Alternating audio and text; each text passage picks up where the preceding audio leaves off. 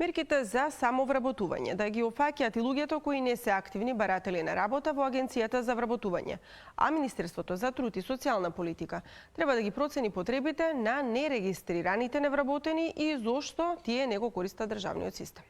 Ова се само дел од заклучоците на невладината ЕСЕ после истражувањето за пристапот до државните мерки за самовработување, во кое посебно ги таргетираат и жените. Сметаат дека на државата и недостига стратегија со која ќе им помогне на граѓаните во барањето работа, но и дека Министерството за труд и социјална политика и Агенцијата за вработување го немаат регулирано начинот на вклучување на жените во активните политики за вработување.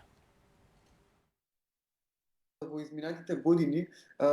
многу е мал износот на средства кои што се издвојува за спроведување на активните политики во споредба со земјите членки на Европската унија. Кај нас се издвојува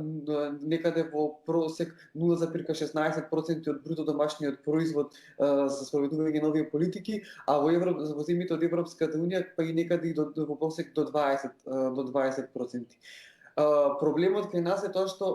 големиот износ на средства кои што се издвојува за спроведување на оперативниот план на Агенцијата за вработување во речиси некаде 70% и повеќе се користи за пасивни мерки, кои што значи обештетување на лица кои што останале без работа, стечени работници и така натаму. Многу малку се користи за активни политики и мерки за вработување, што треба значително да се подобри